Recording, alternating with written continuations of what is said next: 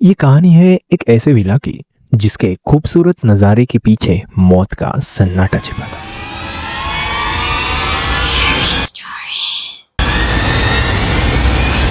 रात के 2:30 बजे थे। चारों तरफ ऐसा सन्नाटा जैसे पूरी दुनिया थम गई हो। लेकिन उस सन्नाटे के बीच में एक आवाज आ रही थी, झील के पानी में किसी भारी चीज के हिलने की। जैसे कोई धीरे धीरे पानी से बाहर निकलकर विला की सीढ़ियों की तरफ बढ़ रहा हो।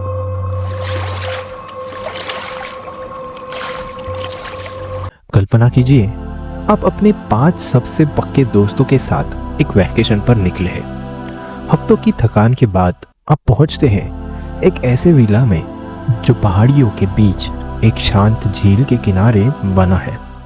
The lake side villa. शीशे की बड़ी बड़ी खिड़कियां, लकड़ी का शानदार काम और बालकनी से दिखता वो झील का नीला पानी। पहली नजर में तो ये किसी जन्नत जैसा लगता है ना?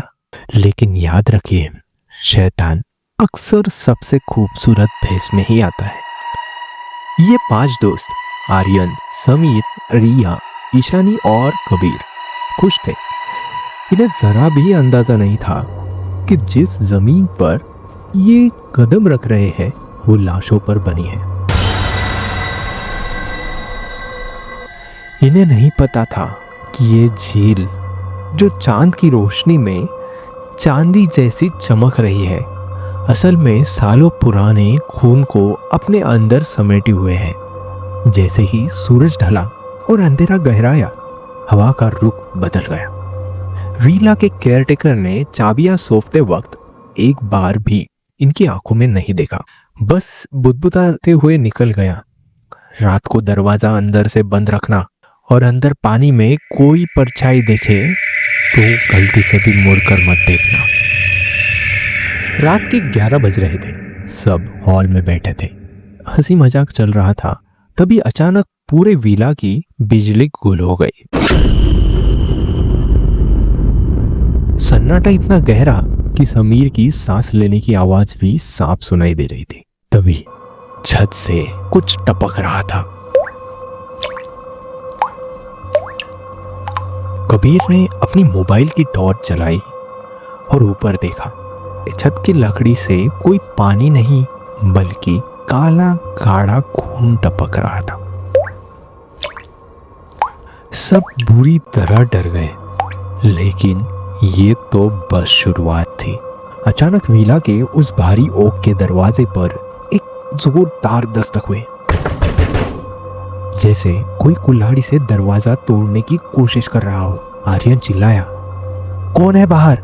लेकिन जवाब में सिर्फ एक ठंडी सिरहन पैदा करने वाली हंसी सुनाई दी। एक ऐसी हंसी जो बिल्कुल भी इंसानी नहीं लग रही थी। अब यहाँ गौर करने वाली बात यह है कि इस विला का इतिहास क्या था। 19वीं सदी में यहाँ एक जमींदार रहता था जो काला जादू करता था। कहते हैं उसने अपने जवान बेटी और 7 मजदूरों को इस झील के किनारे बलि चढ़ा दिया था ताकि वो अमर हो सके। गांव वालों ने गुस्से में आकर उसे उसी झील में डुबोकर मार दिया। लेकिन मरते वक्त उसने कसम खाई थी कि जो भी इस झील का पानी पिएगा या इसके किनारे सोएगा, उसकी रूह कभी इस विला से बाहर नहीं जा पाएगी। अचानक रिया को महसूस हुआ कि उसे कोई पुकार रहा है। झील की तरफ से एक धीमी आवाज आ रही थी। वो सम्मोहित होकर पिछले दरवाजे की तरफ बढ़ने लगे। दोस्तों ने उसे रोकने की कोशिश की, लेकिन रिया की ताकत उस वक्त किसी दैत्य जैसी थी। उसने एक झटके में समीर को पीछे फेंक दिया और दरवाजा खोलकर बाहर निकल गई। झील का पानी एकदम स्थिर था, मानो कांच हो। रिया किनारे पर खड़ी होकर नीचे देख रही थी। अचानक पानी के अंदर से एक सफेद सड़ा हुआ हाथ बाहर निकला और रिया के बालों को पकड़कर उसे झटके से पानी के अंदर खींच लिया। 1 सेकंड में सब खत्म। पानी में कोई हलचल नहीं, कोई आवाज नहीं, बस सन्नाटा। आर्यन और बाकी सब पागलों की तरह किनारे पर पहुंचे, टॉर्च की रोशनी पानी पर डाली और जो उन्होंने देखा उससे उनकी रूह कांप गई। पानी के नीचे गहराई में रिया अकेली नहीं थी, उसके साथ दर्जनों और लोग थे। उनके शरीर गल चुके थे, आंखें बाहर निकली हुई थी और वे सब ऊपर देख रहे थे और गिड़गिड़ा रहे थे। डर के मारे बचे हुए चारों दोस्त वापस विला के अंदर भागे और दरवाजे को कुंडी लगा दी।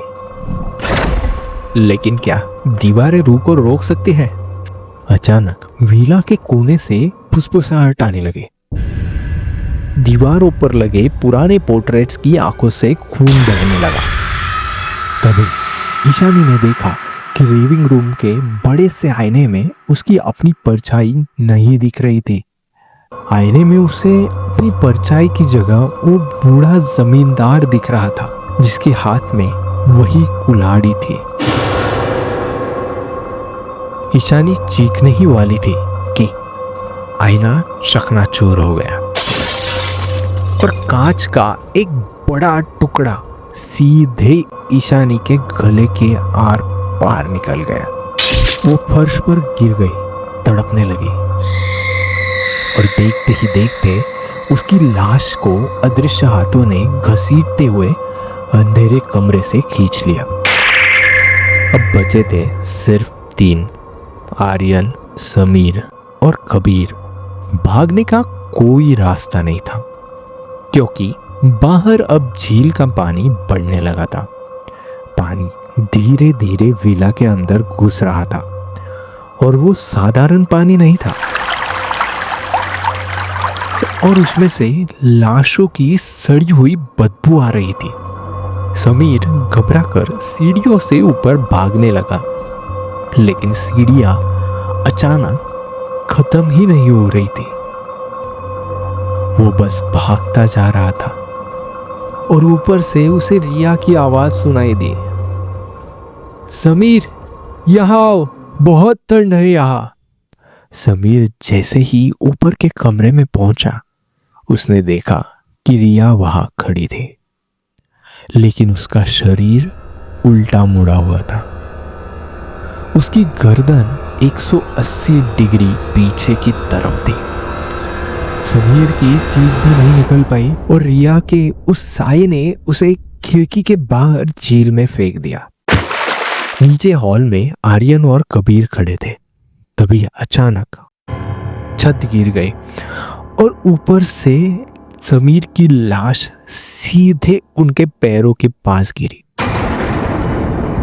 कबीर अपना मानसिक संतुलन खो बैठा और पागलों की तरह हंसने लगा। उसने पास पड़ी एक कांच की बोतल उठाई और अपने ही गर्दन पर फेर डाली। आर्यन अकेला बच गया था। वो भागकर अपनी कार की तरफ लपका। जैसे ही उसने इंजन स्टार्ट किया, हेडलाइट की रोशनी में उसने देखा कि झील के किनारे वो सब खड़े थे, रिया, ईशानी, कबीर, समीर और उनके पीछे वो भयानक जमींदार। ये सब धीरे धीरे कार की तरफ बढ़ रहे थे। आर्यन ने पूरी ताकत से एक्सेलरेटर दबाया और वहां से भाग निकला। सुबह के 4 बज रहे थे जब वो शहर की पुलिस स्टेशन पहुंचा। बदहवस, खून से लथपथ, उसने चिल्ला चिल्ला कर पुलिस को सब बताया। पुलिस जब उस लोकेशन पर पहुंची तो वहां का मंजर देखकर उनके भी होश उड़ गए। वहां कोई विला नहीं था, वहां सालों पुरानी एक जली हुई हवेली का ढांचा था और वो झील तो बरसों पहले सूख चुकी थी। वहां सिर्फ कीचड़ और कंकाल थे। तभी पुलिस ऑफिसर की नजर आर्यन की कार पर पड़ी। कार की पिछली सीट पर 4 गले हुए शव पड़े थे, वही 4 दोस्त और आर्यन। जब ऑफिसर ने आर्यन की तरफ देखा तो आर्यन की आंखों से भी खून बह रहा था। वो मुस्कुराया और बोला, साहब, झील कभी नहीं सूखती, वो बस अपना शिकार बदलती है। और इसी के साथ आर्यन का शरीर मिट्टी में मिल गया, जैसे वो कभी था ही नहीं। तो दोस्तों, अगली बार जब आप किसी सस्ते रेंट वाले विला की डील देखें तो याद रखिएगा, कभी कभी कीमत पैसों में नहीं, जान देकर चुकानी पड़ती है। कैसे लगी आपको ये खौफनाक दास्तां? क्या आप जानना चाहते हैं उस जमींदार की वो अधूरी बली वाली डायरी में क्या लिखा था? अगर हाँ तो कमेंट्स में बताइए, अगली बार उस डायरी के राज खोलेंगे। अब तक के लिए सावधान रहिए और ऐसी ही डरावनी कहानियों के लिए हमें सब्सक्राइब कीजिए और आपके डरावने अनुभव भी हमें शेयर कीजिए ताकि हम उसे अपने दर्शकों के साथ शेयर कर सके।